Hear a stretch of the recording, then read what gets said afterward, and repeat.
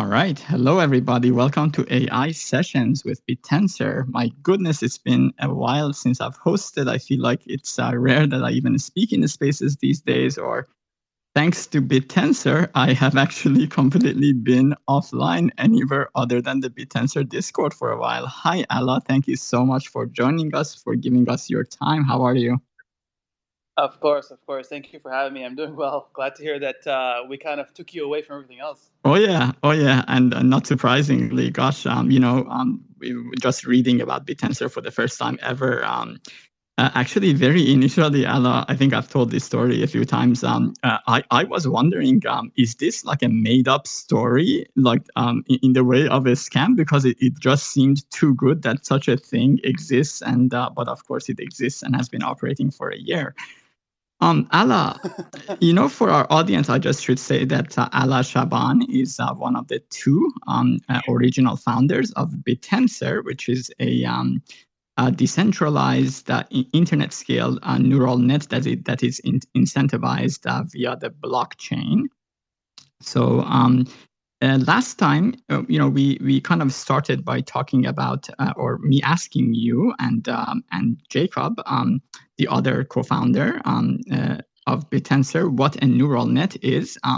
I still, I would love to, get into some AI general topics, but I think that just what Bittensor is kind of deserves a bit of attention. But before that, I should say that this will be a regular bi-weekly space. Actually, as we might touch on later on, everything about Bittensor is entirely transparent. Of course, the blockchain is transparent, but also the code is open source, and beyond that, the team holds on their Discord a bi-weekly question and answer session where I suppose actually anybody from it could join the Discord and attend that and ask any questions. And it's now that I'm a few weeks into participating as a minor of Bittensor, I'm really impressed by how open the team is and how transparent it is in every way that you can imagine. So Ala, to start, neural nets have been around since 2012. For those of the audience who may not know what a neural net is, I would refer you maybe to the prior session we had with Bittensor, and that's in my timeline. That being said, neural nets have been around since 2012, and really, I should say they are the reason behind the intelligence of any AI that we see out there. That even something as simple as facial recognition on your phone to unlock your phone, all the way up to more complex things. All of this is really possible because of neural nets. So it is the I suppose the standard architecture of from which we derive the intelligence that we see from AI as of late, being past 2012. So Ala, what is the big deal about Bittensor as a neural net? Yeah, absolutely. So there's actually a couple of. I just want to make a correction really quick. And neural nets, I think a better way to say it, they were popularized back in 2011, 2012. The first artificial neural network was actually invented in 1958 by, I think it was a psychologist named Frank Rosenblatt. I think it was Frank Rosenblatt, and he called it a perceptron. And effectively, back then, they didn't have the compute that we did, right? They didn't have, they had what was the equivalent of an abacus today.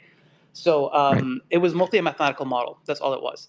And then in 2011, 2012, basically, some really smart folks out of, I believe it was the University of Toronto, and eventually they kind of joined Google as well, and basically the AlexNet, which was a neural network that was properly implemented on a computer and was actually able to kind of do all of the cool things that, it kind of started the revolution of us doing all the cool things that we could do today. So at the time, it was really good at telling different images apart. It was called the AlexNet. Now, ever since those days, ever since 2012 and onwards, there's been an explosion in research, right?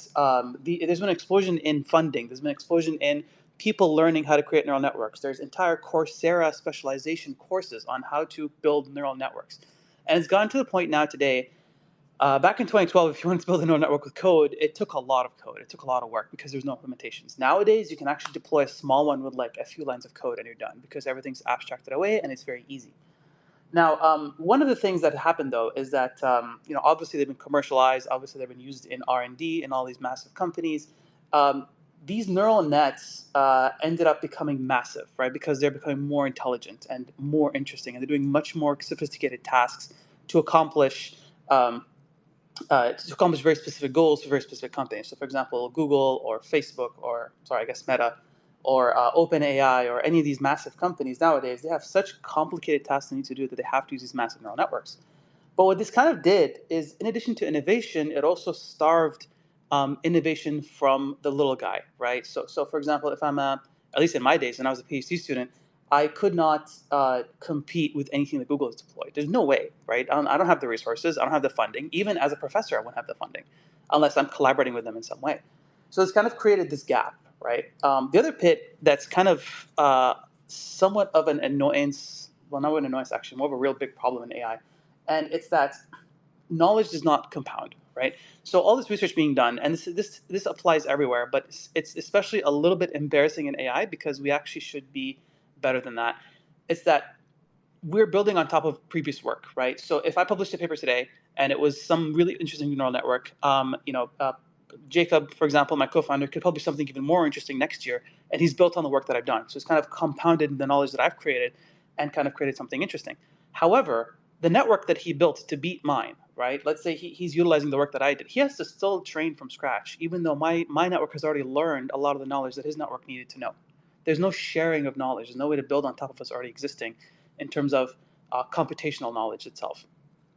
So one of the cool things about Bittensor is, and that's kind of where it comes in, is it tries to kind of resolve these problems.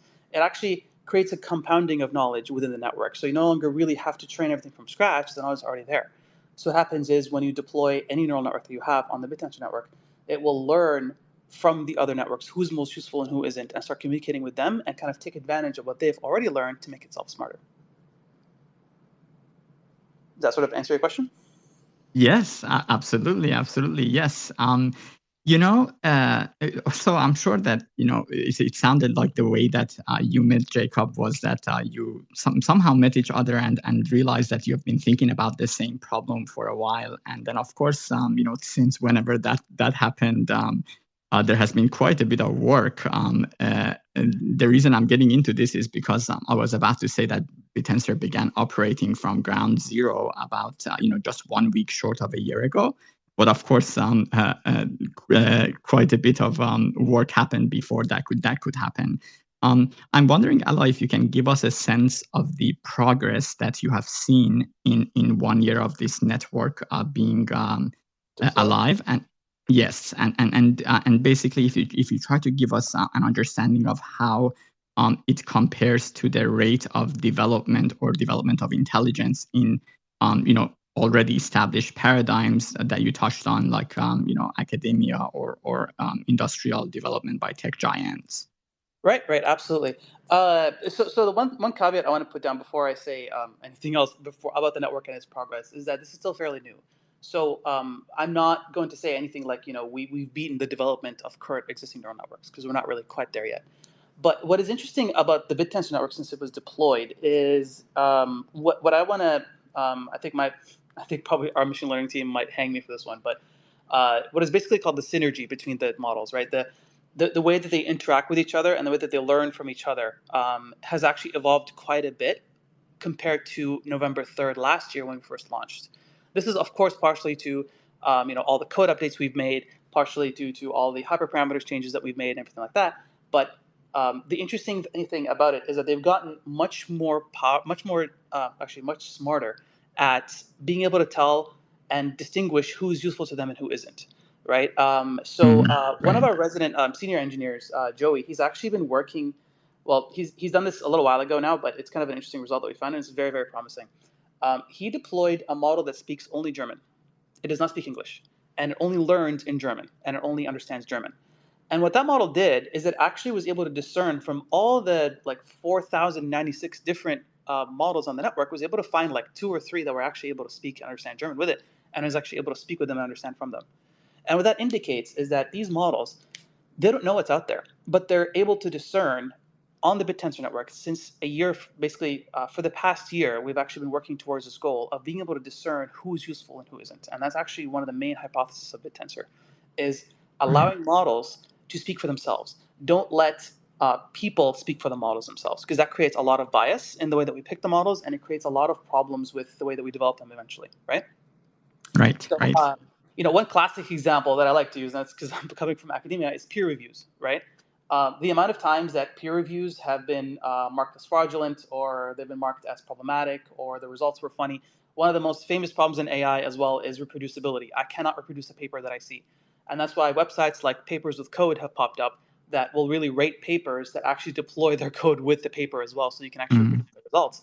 Now, the other problem with this is that um, if I went to publish something, let's say I published some interesting model, and I want to publish in some one of the highest, most peer-reviewed conferences in the world, that'd be great. And then if someone else who's significantly more famous than I am, let's say he's a really interesting, a really powerful AI scientist and is very well known, he publishes exactly the same thing I do, more likely than not, even though the reviews are like double blind, his paper will be picked over mine because he's much more influential, he's much more well known, and that's kind of a given, and that's just how humans work. Now, the interesting thing about Bittensor is that who I am is no longer relevant, right? That's kind of part of the beauty of Web3 as well. It doesn't Mm. matter. Right. It only matters how your model performs. Is your model doing well? You'll be rewarded. Is your model doing badly? You're not going to be rewarded. It's that simple. Yes. Yeah, Bittensor is very impartial. I've thought about this quite a bit, about how Bittensor is made basically to accelerate development of this intelligence, and very very transparent and very impartial, and and unbiased. To make a correction in my question, I didn't mean. I think it would be very very unrealistic to expect Bittensor at this moment to be the world's most intelligent neural net or anything like that. But it seems to me that the rate of development of intelligence in Bittensor far outpaces what has been developed out there in the way of neural nets. Am I correct in that understanding? Yeah, absolutely. You can actually, I think even a better way to phrase it would be the collective size of the network has exploded compared to what's been out there, right? So, as a really famous example is GPT-3, right, which is the kind of the state of the art. Hmm. Well, it was state of the art. I think GPT-4 is coming out very soon. But Right. it took them $12 million to train GPT-3, and it didn't even train on the entire data set that they gave it. It trained for, I think, three-quarters of an epoch or something like that. And it was an insane amount. It was so insane that the company that created it, which was OpenAI, had actually gone from a nonprofit to a for-profit to sell a portion of itself to fund its training. It's just crazy. And on Bittensor, we've actually, if you take the collective size of the entire network, um, we've actually surpassed GPT-2, which is their previous iteration, and we're actually close to surpassing GPT-3 already in size. Oh wow, wow. And and you can actually take advantage of all these models without having to pay millions and millions and millions of dollars, right? Now, again, of course, the caveat goes into being that this is an early project. There's a lot of work to be done in terms of the quality that you're going to get out of the project itself, but that's kind of only a matter of time more than anything else. Sure. Sure. That's amazing. I think the last time we talked, which was maybe about a month ago, we were talking about this, and you were saying how it took Bittensor about 6 months to get to GPT-2 level, which is something that took a lot longer than that. And also, just for a bit of an understanding of how big this is, when they made GPT-3, it had to be trained again on everything that actually on this, if I'm not mistaken, on the same data set that GPT-2 was trained on. And what Allah means by not by retaining that training, that's a huge problem that Bittensor solves, is that the network retains any prior learning. Whereas currently there's lots of resources being spent on basically retraining the next iteration of a model. Is that right?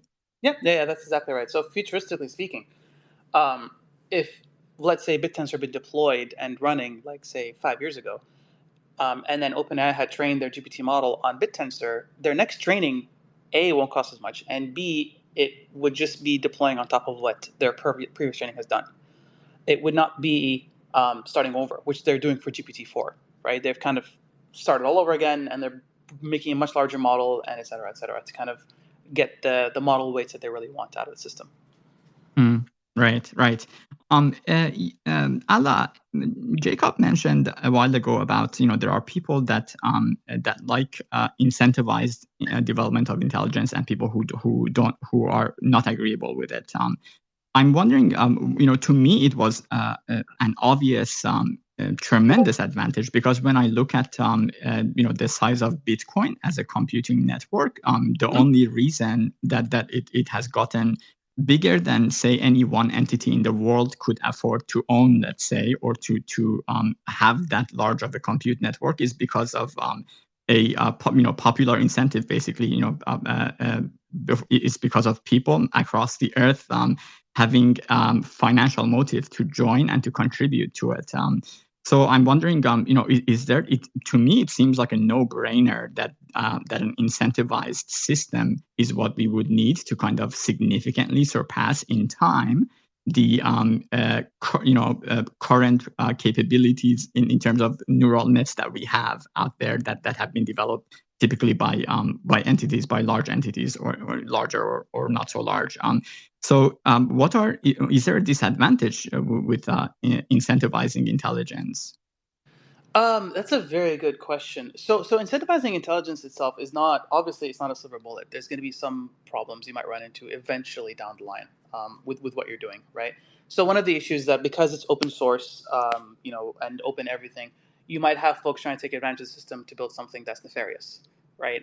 And that could be anything from an evil model to do evil things, or to a model that tries to take advantage of the system and how it runs, right? And that kind of opens it up as a bit of an attack vector. Now, obviously, this is a much more difficult problem to actually solve than it is to actually say. So Sure. Building an evil problem to take advantage of the network is very, very difficult to do. Actually, that's something that we're kind of looking into slowly, but we're not even near that. But if somebody wants to deploy something evil on the network itself and wants to do something bad with it, with that trained network, you can't really do anything about it, right? Because that is a bit of it kind of comes with the territory of being in Web3.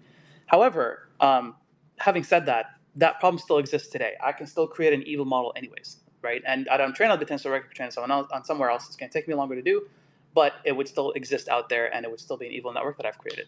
So it's kind of a give and go kind of thing.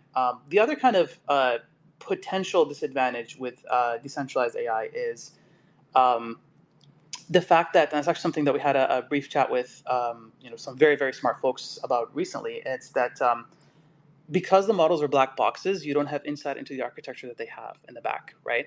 So, for example, let's say Dr.M, my model's speaking to yours, and yours speaking to mine. We don't have insight into what it looks like on the inside, right? It's more dependent on your altruistically motivated goals to actually publish what your architecture is. So what they do nowadays is, you publish a model on argziv or on whatever conference that you have, and then you would basically publish architecture for that. But what the companies normally do is, after they publish this, they would not publish the weights. So the weights of the model itself, which is basically you can think of it as the tuning within the model, that is always proprietary. That's never something that somebody releases. So the folks who made GPT-3, they didn't publish their weights of how they tune their GPT-3. That they leave up to the the rest of the world to kind of deal with. Their excuse, I believe, was that it was too powerful to give to humans, and they were afraid of yada yada, which is a great goal, but we've got to take it with a grain of salt, right? Because it's obviously also for commercial purposes. And so the same thing with Bittensor kind of applies, in the sense that because I don't have insight into what your market model architecture looks like, I'm a little bit stifled scientifically because I can't see what it is. However, this doesn't stop you from actually publishing the architecture if you wanted to the rest of the world, right? Because the architecture itself, it's great and everything, but it's not really as important as the weights of your model, right? So in a sense, it's kind of a give and take problem. It's not a silver bullet solution in that sense, if that kind of answers your question. Yes. No, absolutely. Yeah, I was. Is this related to Prometheus, or is that completely unrelated? No, it's completely unrelated. Yeah, Prometheus. It's unrelated. Okay, yeah. Yeah, Prometheus is actually, it's more of a way to give visibility to the rest of the network, but we still don't know what your model is. right? So I'll be able Okay, to right. see, for example, what your output's looking like. I'll be able to see all kinds of information, like what the model parameter size is, if you pulled it from Hugging Face and so on. But I don't. For example, if I went and created a custom model myself, I didn't pull anything from Hugging Face. I started from scratch. I was really sophisticated. I can maybe hide what that model looks like, right? That's not to say that it's anything nefarious, right? So I still have access, like the entire network still has access to your outputs. We still know what your model will output back to us, because that's part of how Bittensor works. You have to give us back an output, but we just might not necessarily have access to see what the inside of a model looks like. Now, Prometheus itself is actually almost like um, you can think of it in a way as a God's eye kind of tool. It's a way for us being the users of Bittensor to see what Bittensor is doing, what the network looks like, right? How many hyperparameters are we sitting on right now? We don't really know until we use Prometheus. What Okay. is the quality of our logits? What is the quality of our embeddings coming in and out of the network? We still don't have that information. So all of that is kind of put it into a collective little dashboard for the entire network to kind of play with and look at. And it also gives you local information about your own model and your own miner, right? So you can also deploy Prometheus the same way, but you can also just look at your own local statistics that might not be visible to the rest of the network because, for example, you want to keep it private, or you want to see how your own performance is doing. Because then at the end of the day, every user is being competitive, right? Right, right. Allah, something in my mind is pulling me away, and I just need to state it. So first of all, everybody here and whoever is listening to this, full disclosure, I began mining Bittensor the moment that I really, realized what it is, because it seemed very foolish not to, and in fact have kind of, rearranged my life to be involved in Bittensor. So, actually, I just want to say that if you're in this space and you're hearing about Bittensor, it is kind of in terms of a financial incentive, to me at least, this is not by any means an official Bittensor space, so I'm just expressing my opinion. It is, sort of equivalent to having heard of Bitcoin in about 2012. So, I began mining Bittensor because I've always been a nerd, and actually the idea of learning to do something that I didn't know how to do before, and that it was a technical thing, this was very appealing to me as just, by personality.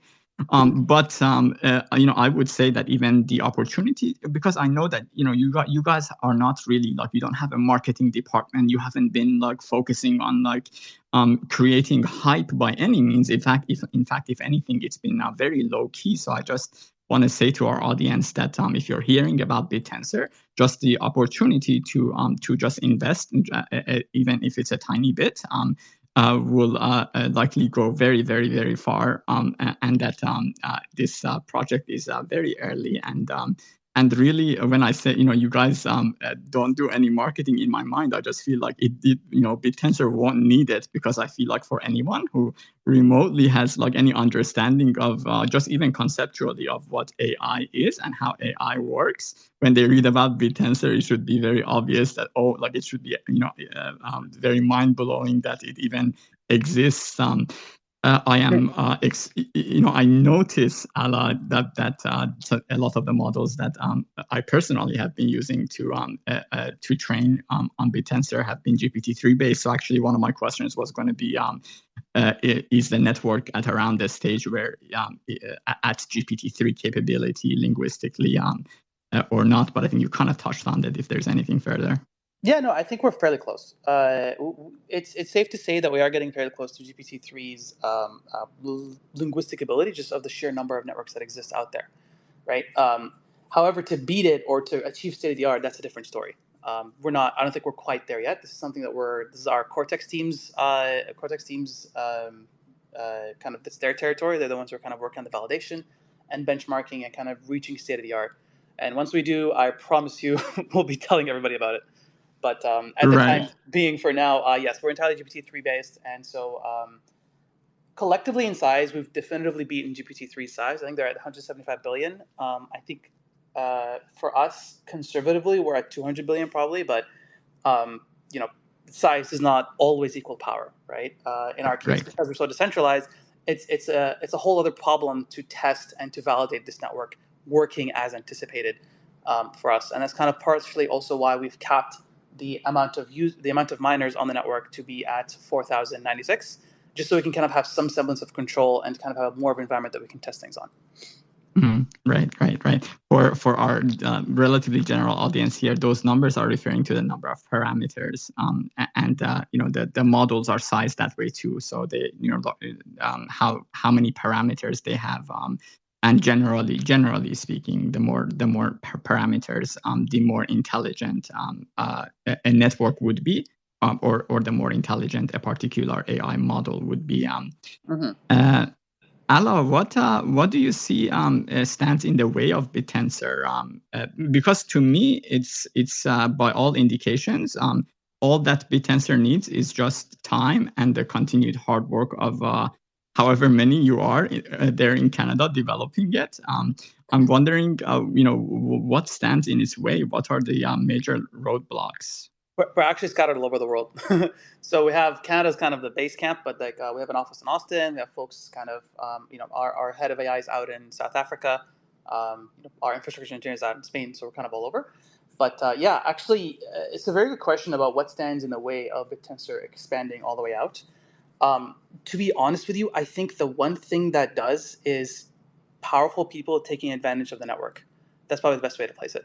So myself and Collins in the foundation, all of our goals are long term. We're all after, the ultimate goal of decentralizing AI properly, creating this network that is beautifully, crafted, that works as we expect and as we want it to, and that is creating this amazing AI.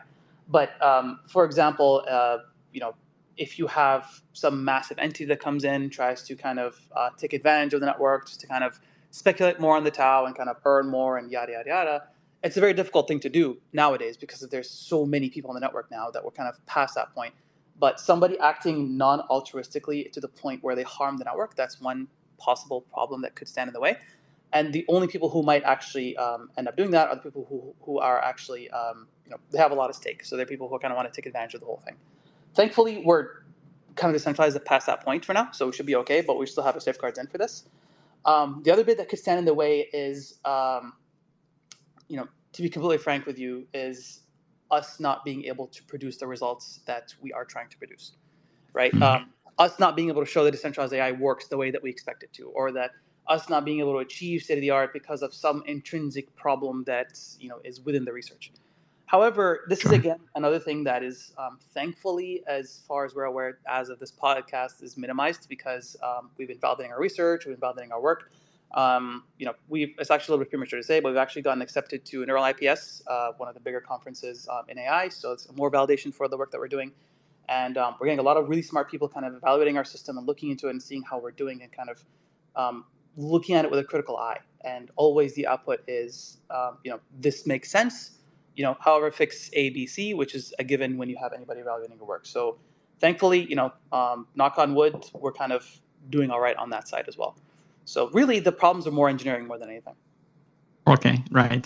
I just remember having read something about the UID expansion, and for the audience, the UIDs, Ala mentioned the 4,096 number. That's the number of basically available mining spots, and mining in Bittensor is serving the network with an AI model, and currently it is in natural language models or text generation models, transformers, that sort of thing. The question I was going to ask is, wow, actually, the question actually just escaped me, but that's okay. Let's talk about like multimodal models. Will that ever be a possibility on Bittensor? Oh, of course, 100%. That's how you end up with interesting stuff like stable diffusion, right? But we're kind of building the building blocks towards multimodal models at this point. So, as for the general audience, we're only working on text-based models for now. So any data that is text-based, whether it's in any language, that's kind of what we're working with. We're not doing anything like images, videos, audio, and so on, just because we want to make sure that we can solve the problem correctly and concisely for text, because that's kind of the easiest medium to start with. Once we've done that, then it becomes just really a matter of expanding and optimizing what we do towards other modalities like images and audio. Once we've done, for example, let's say we moved into the next bit that we want to move into would be images. So if we solve the problem for images as well, and we get the images working as we expect, and the network that runs the images is running as we expect it to and is producing the right output, then it's time to create multimodal models, right? Because what you would end up with before we introduce multimodal models is kind of subnetworks, right? you have a sub network or like a branch of the tree that goes towards text and a branch of the tree that goes towards image. And what we want to do with multimodal models, because they work with two modalities or more, so you can have a model that works with text or with image, or a model that combines the two, you want to have those in the middle. So they'll kind of start bridging those networks together because they work with both text models and with image models. So kind of act kind of as intermediaries in the middle, and that's how they get deployed eventually.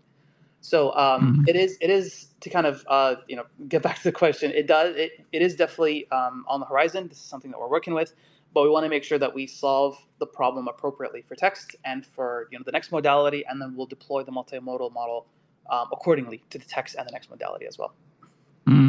I hope the audience here is aware of how honest your earlier answer also was. I love when I asked what stands in the way of Bittensor. You said you talked about the possibility that that it may not work in the way that that it is intended to, or this paradigm may not work, and I really appreciate that, because I find that typically generally just across the world people tend to only tell of the bright side. And I also but you guys don't do this, and I noticed this also in the question and answer sessions internal to the Bitcoin, not Bitcoin, I'm sorry, to the Bittensor community on Discord, on those sessions where you guys just say it like it is without any hesitation, and I really appreciate that honesty.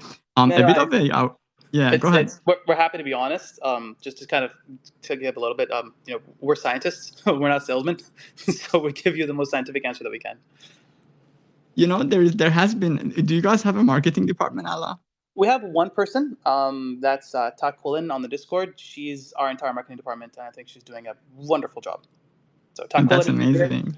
Shout out to you. Well done. Amazing, very cool. Yeah, it just bewilders me that a few intelligent people wherever across the world have developed something that can potentially outpace these multi-billion-dollar companies with thousands of resources, with thousands of employees, thousands of developers. But it is taking advantage of decentralization and the power of the people, and gosh, that is so powerful. The first thing I thought when I read about what Bittensor is was that this thought came to me. I thought, oh my God, it's like Bitcoin, except all of that compute that is just arbitrarily calculating in order to produce really a symbol, as good as that symbol is to people, and as profound as that idea of decentralization that it brought is. But it's kind of being wasted, and I thought Bittensor is like exactly the same thing, except not only is the compute not being wasted, but it's actually going towards one of the most useful things for humanity. I think people at large are a little bit maybe missing awareness on how much resources huge companies like Google, OpenAI, Tesla, how much resources these guys are spending to train AI, because that is what's going to get them to resolve those really difficult problems to get to the next level in everything it is that they do. And so the implications of there being such a neural net potentially in the future, should everything go according to plan, that would be the world's most intelligent, but that it would be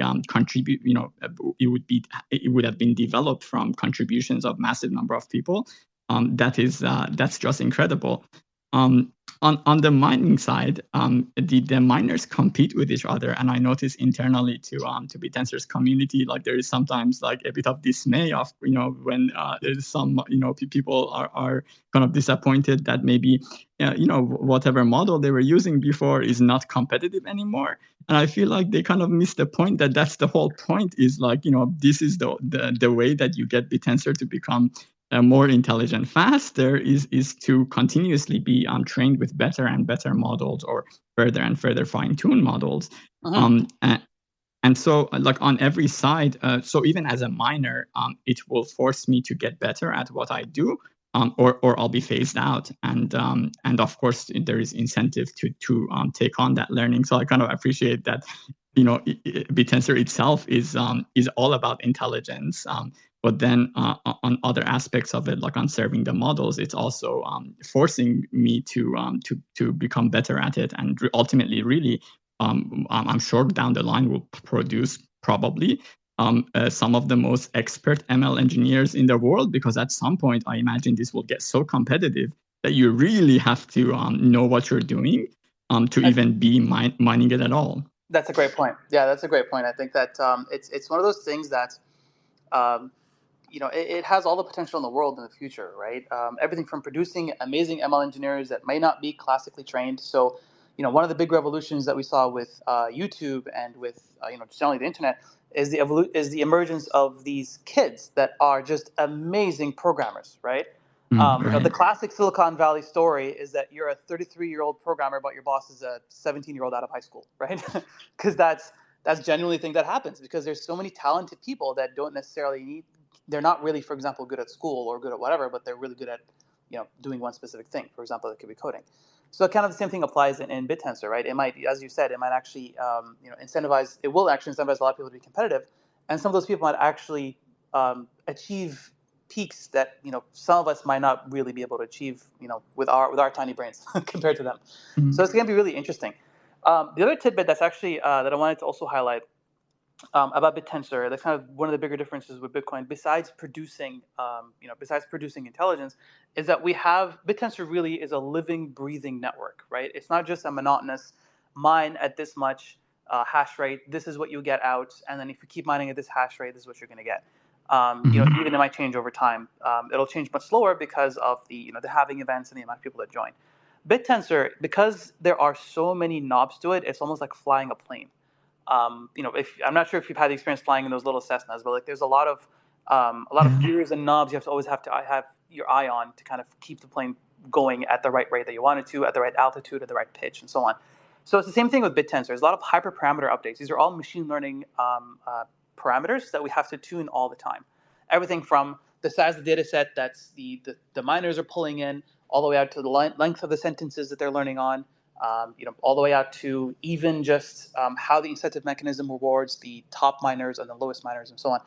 And that's kind of what makes it kind of a more of a living, breathing network, because there's so many things in it that go into engineering the network on the outside as well as the inside. So you're not just competitive with your peers, but you are also rewarded fairly. And that's, it's kind of the harder part that we're kind of working on right now. Right. What are upcoming milestones? Because, I mean, I understand that you guys, as the people working on Bittensor, are extremely busy on a daily basis, and there's constant problem solving, I'm sure. But I'm just wondering, from just a general like public perspective, sort of like what are the milestones that are upcoming or that you're working on hitting within whatever time frame? Yeah, there's quite a few. So the publication that we're working on is one of the big milestones that we had for ourselves for this year. Another one is listing on, joining the Polkadot network. Really is what we're working on as well. So that means plugging our blockchain into the Polkadot blockchains. For those of you who are unaware, so Polkadot is really a massive collective. It's almost a blockchain of blockchains, and it's its own ecosystem. And with that ecosystem, if you become part of it, you get a lot of security because it becomes much harder to attack you.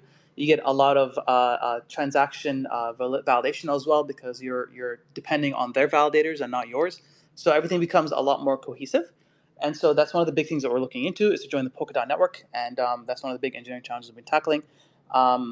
This is kind of for this year. It's up to the end of this year's what's remaining for us to achieve. For next year, one of the big ones is potentially hitting an image modality, kind of starting the work on that. Working on the subnetworks, which is the one thing that we've been talking about for a long time, which will enable us to hit the image modality as well as the text modality at the same time, and eventually would enable multimodals. Heck, even multimodal models are also on the milestones for next year if we can achieve it in time. And then finally, it's we want to hit a point where we want to fail the Howey decentralization test. For those of you unaware, the Howey decentralization test, for example, Bitcoin fails that test, and that's why it's not a security. Same thing for us. We're classified as security today. We want to remain doing this properly and as legal as we can, so we want to fail that test. So right now, we actually are not decentralized enough, so we actually passed the Howey test, which is not a good thing, which is interesting to say because sometimes passing is what you want, but in this case, we're going backwards, so we want to fail that test. And that's kind of the last milestone we want to hit next year. Right. Ala, I see questions all the time on Discord of people just asking, and where can I buy it, or like what exchange do I go to buy it? And I totally understand why they want to buy it. I've been telling Ala, I've been describing Bittensor to my friends and family personally as the world's very best thing, and really I've never been so interested in really wanting someone like my sister-in-law who has no technology background to understand the implications of something like Bittensor succeeding to do what it aims to do, in almost a strange way. I'm just wondering if you can just touch on the the reason why that the exchange, or why is it that it's not so easy to buy Tau? And by that I just mean you cannot go to Coinbase and buy Tau. Yeah, absolutely. So actually, just to your earlier point, the amount of times I've shilled Bittensor to my dad is ridiculous. He's gotten to the point where he's like, I don't care anymore. Just start mining for me. I don't even know how to do this. But right. Yeah. So just to be more specific about the listing, and I think a lot of people have been asking us about this for a long time. As you know, for folks who are unaware and folks who already know, Bittensor started with a fair launch, right? So basically, it was myself, Cons, the foundation, and kind of the collective of the early folks who found Bittensor through GitHub or through whatever means they were looking for. They were the first miners on the network, right? And then the interesting part is that because we did it this way, this actually put us very high up on the tree of potential projects to pursue for entities like the CFTC or the SEC. So the good thing about this is that we have been doing things the right way. We haven't gotten greedy. We haven't done anything silly that has gotten us in legal jeopardy, and we want to keep it that way. So legally speaking, Tau is a security. There's no way around this right now. We're not decentralized enough, and if we go about listing it ourselves, that'll put the entire project into legal limbo. And we don't want to do that because we want to focus on the AI, frankly. We want to focus on building cool stuff. We want to focus on building this network out and making it as powerful as it can be and writing cool scientific papers and publishing them. We don't want to focus on lawsuits and dealing with the SEC and the CFTC, which they will eventually review us for these things anyways. We want to do things the right way, and especially for our users as well. We don't want our coin to be stuck in limbo like a lot of other coins has. So what we're trying to do is we're trying to go through the Polkadot network first, which is a decentralized exchange. We've been advised that this is actually better said. Now that we've been advised, something we've been researching ourselves as well, that this is actually a more what's the word I'm looking for? A more safe route towards decentralization, because ultimately it's kind of a chicken and egg problem, right? You want to decentralize, but you cannot decentralize without speculating, because as soon as you speculate on Tau, then we're in legal trouble, and we don't ever want to speculate on that. We in fact only talk about the AI itself. We don't even talk about the blockchain aspect, because that is the most important part anyways. Yes. If we go directly to an exchange, we're speculating right off the bat, and we're benefiting ourselves right away, and we're just making a lot of problems for a lot of people that are just completely unnecessary. So that's why we're taking our time. We're making it very slow. It is rather difficult. I completely agree, and I feel everyone's pain to actually obtain Tau. I get it, but at the same time, this is for the common good, right? This is not a marketing ploy. This is not something we're playing with or making this on purpose. It's just better. Once we go onto the Polkadot network, it should be fairly easy for you to kind of exchange dots for Tau. It should be rather easy to do it that way, because the dots are actually things that you can purchase very easily, because they are actually decentralized and they're actually listed legally on a lot of exchanges. Awesome. Ala, actually, of course, I'm in complete agreement with the way that you're going about this. And actually, the reason I asked that question is that, just for some of that to come out. And thank you for explaining this. No, absolutely. Thanks for asking. Because it's good to clarify. Of course, because the attitude that I see from you guys is quiet. In fact, you could say by the numbers, definitely the opposite of what you typically see in the world of anything having to do with crypto, which is that the founders want to get listed and this and that, and as quickly as possible. And whereas your attitude, and I hear it in both the what is it, the TGIFT, which is, thank God it's Friday, but on a Thursday, to the Discord community, the attitude I see from you guys is how careful you are with around all of this, because you're really I can feel that you're wanting Bittensor to be around for a very long time, and that you don't want something as silly as some mistake in the past become a cause of regulatory problems down the line. And I really actually appreciate that. At the same time, I do understand that that's because I am not an ML developer. I'm not an ML expert by any means, but just being slightly aware of the AI space, when I read what Bittensor is, it was profoundly moving, and so I totally understand why there's so many people wanting to buy this token, and I wanted the audience to kind of hear that that care that you have about making sure that you don't fall into a pitfall that would be regrettable down the line. So amazing things have been done to get here, of course, by this team. Ala, just tell us a little bit about the team. It's a very small team. I have heard, I don't know, but I've heard that you guys are very selective with who you bring in. Tell us a little bit about the team. Yeah, absolutely. We're a very tiny team, actually. Yeah. For the longest time, it was just me and Cons basically coding on Bittensor 24/7. That was a lot of fun for a while because it's a little sad that he's not here, because he would have told you all kinds of stories about me tearing my hairs out and him just tearing out entire pieces of code and replacing them with something even more interesting. But Right. it was really fun. And then so the team itself is actually, we've grown large enough to go into sub teams as well. But we're about 18 people in total. We're fairly scattered around the world. Most of the concentrations in Toronto. We have folks out in Western Canada, in Vancouver. We have folks out in Austin. Shout out to Caro, who's on the call. I think Quack is as well. We've also got folks out in, obviously Jacob is in South America, is in Peru. And we've also got folks out in Europe, and head of AI Taco is also in South Africa. So we're fairly scattered. Team specifically is almost divided evenly into AI and blockchain teams. There's actually two AI teams. There's one blockchain team. The AI teams are, we are an AI company first, so our main focus is the AI. The blockchain is actually an engineering thing that we're working with right now. So because the innovation comes from AI, all of our R&D and all our focus is on the AI part. Whereas the blockchain it's almost a software development team in itself. However, there is some R&D going on in blockchain as well. Yeah, we've also got very, very tiny marketing department, and that is Takulin, who's doing a great job. And then there's myself and Const, and of course we've got our HR department, who's doing a wonderful job with the selectivity of the people who bring on board. It's just because one of the main reasons is that we're not raising as much money as these massive AI companies. Like I don't want to list names, but there's I think there was one recently that just got $100 million investment, which is in terms of AI, all that money goes towards training models, right?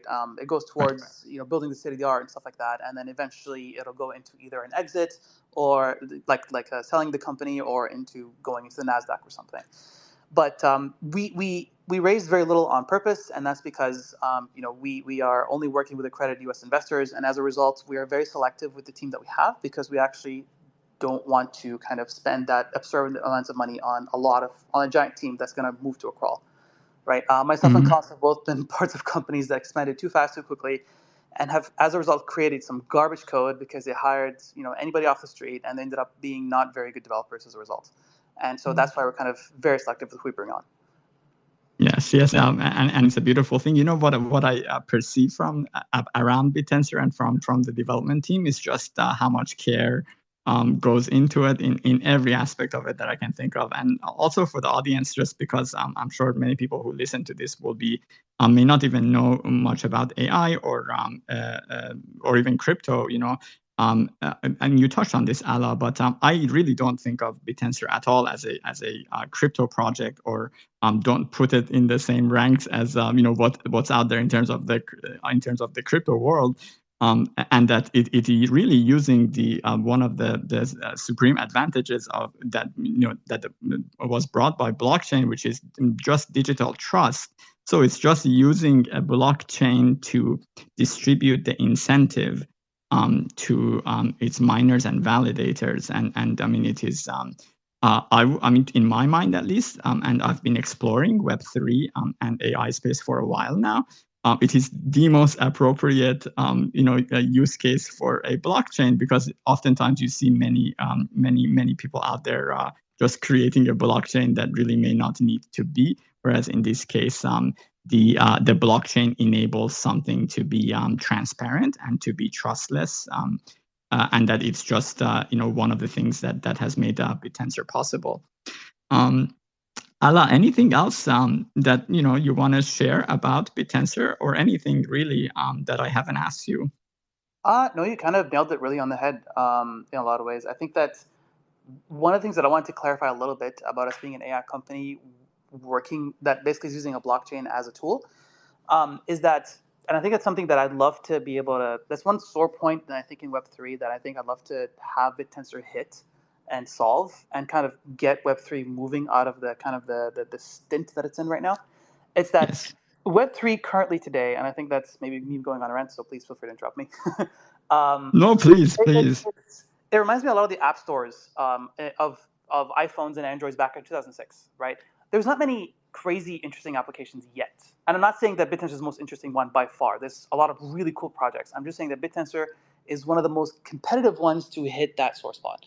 There wasn't really a lot of really cool applications that brought app stores to the masses back in 2006, right? The coolest app that I remember back in 2006 that I had, which was like, I think I was still in high school, it was the lighter app, if you recall that. It was like a Zippo, you click it, and then you swipe up, and then it like lights up a lighter on your phone. And that was it. Now you have the insanely cool apps on phones that you can have that really have brought everything to the mainstream. Now everything's in an app, right? Even MVPs are done in apps, right? Most minimum viable products are done in apps. And I think that crypto right now is kind of, or Web3 actually, more specifically, is in that state. Right. There needs to be some applications that will bring the masses to Web3. Now, everyone in Web3 understands exactly how important Web3 is, and they understand exactly what the promise is, and they understand what the future is going to be in that system. But it's difficult to bring a layman into that, right? And I think there's a lot of really cool projects, and I really hope a lot of people see Bittensor in the same level as those other projects that are doing the job of bringing Bittensor to the masses, right? Sorry, not Bittensor, bringing Web3 to the masses. And that is to really bring a use case that allows everyone in the world to be able to use Web3 in the sense that they're able all to kind of benefit from it. So one really cool project, as an example, is Helium. I love Helium. It's such a cool idea, and it's such a really cool way to kind of bring Web3 into the masses while solving a really particularly difficult problem. And I really hope that one day Bittensor will achieve the same thing, getting to the point where people will use Bittensor as an example of say, okay, this project helped bring Web3 to the masses in a lot of ways. Mm-hmm. Yeah, absolutely. Gosh, there's just really sheer excitement when I think about the future. Should everything continue to progress as it has been in a year? We're coming up on the 1 hour, and we'll wrap it in the next couple of minutes. But I just want to point out to people, just some of the things that have been mentioned here, like the Bittensor network reaching near or potentially very soon. I'm sure if not like by today, it would be very soon, surpassing GPT-3 capability linguistically, and how big of a deal that is, because Bittensor has had about a week short of a year actually since operating, and I think it should be obvious to anyone remotely aware of this space how accelerated the intelligence of this network is in terms of its development, and of course, it's being enabled by contributions from massive numbers of people, and that's really a beautiful thing. Someone like myself, who is not one of the foremost, let's say, or is not at all an ML engineer, or is not, I don't even have a computer science degree. The idea of someone like me contributing in any way to any such systems out there is ridiculous. I basically would need to be someone who works for Google, and specifically on the teams that develop these things. Whereas Bittensor is being contributed to by anyone who, I would say, Ala, at this point, if someone who is technically proficient is able to mine Bittensor. And if you are one of those people, I would highly encourage you to begin learning. And there is definitely a learning curve there as a complete outsider to the realm of AI and how to train these train models and whatnot. But that, gosh, Allah, there is not a more worthwhile thing to me, at least personally, to be involved in. And as my audience can see here, I used to tweet many times a day. I used to host many spaces a day, and it seems like I have pretty much stopped doing everything else for Bittensor, and I'm grateful for it. Of course, in fact, one of the people in the audience here originally got Cons to come up in another space and speak, and gosh, I'm so grateful for her, because without her, Shrimp, she's here in the audience. Without her, I wouldn't that connection with Cons wouldn't have happened, and you guys I wouldn't have interviewed you guys. And Allah, this is the first time in my life that I am kind of going all in, like relative to myself, in something, but that should down the line, God forbid, for any reason, should Bittensor not work out, this is the first time that I would not regret having devoted to it as much as I have. And I think that, at least to me, is a very powerful thing to say about anything. So, any last words, Allah, before we close on this space? Really appreciate you saying that. And frankly, the really interesting thing about Bittensor is, because we're building on so much knowledge, in the off chance that this doesn't work out, we put together a lot of scientific research that's worthy of so much publication, and there's still going to be more and more building on the shoulders of giants regardless. The one thing I wanted to add is, if you are technically proficient, you only really need 2 steps to join Bittensor. 1, run a miner. 2, go to Coursera and learn how to build neural networks, and then you're good to go. You can start building your own stuff. Yes, it's all open source, and gosh, yeah, and there's lots of resources out there. Absolutely, guys. I really can't be more excited about anything. In fact, it's rare for me to kind of even see like an idea that I personally haven't thought of before, or haven't thought of the possibility of it before. But Bittensor is definitely was one of those, and to the point that I really was so impressed that I couldn't believe that it's real. At first, it seemed like there is no way that there is such a thing already and that is operating, and of course it is here, and what a tremendous thing to have done. And just really it started with the 2 of you, Jacob and Allah. Allah, thank you so much for giving us your time. We'll be here again 2 Thursdays from now, same time. And if you're interested in learning more, probably, of course, there is the bittensor.com website. It's a very clean website. There is a learn section up there on the top right. But that learn section will kind of get you the very basics of installing Bittensor and things like that, if you're interested in mining or validating. But otherwise, maybe a good place to catch or to learn more would also be the Thank God It's Friday, Thursday Q&A session that the team holds with their Discord community. The Discord itself, you can join it on bittensor.com. There is a Discord link right next to that Learn button on the site. And with those for whom I care about, or I suppose people in my life that I care about, I have actually come to the point of feeling like it is an injustice on my part not to tell them about Bittensor. And I hope that my audience here hears how tremendous this is, and I hope to also at some point come back and tweet maybe more than not at all. So, very glad to hear that. Thank you so much for joining us. Of course, thank you so much for having me, and for everyone. The next TGIFT, I think is going to be Is it the next one? I think it's the next one. Celebration of our 1 year. So it's going to be a very, very special one. And that's going to be November 3rd. So yes, that is the next one. Celebration of our 1 year. We're going to be, hosting again another AMA. It's going to be a very special. So yeah, please would love to see you. Thank you so much. Awesome. to join that, you can join that on the Discord, and the Discord is open for anyone to join. Thank you so much, everybody. We'll speak again, and this is the second session on Bittensor, and I felt like I feel like just describing Bittensor and what it is deserved more attention than just the one session, so we kind of devoted to that. Later on, we'll get into more intriguing things, maybe having to do with possibilities of AI down the line, and that sort of thing with Alla and Jacob. Alla and Jacob, for the time being, at least this is the plan, they will alternate in this space on a bi-weekly basis. So next time we should have Jacob, or onconst1 is the handle. And thank you so much for joining us. We'll be here next time. Have a good day, everybody.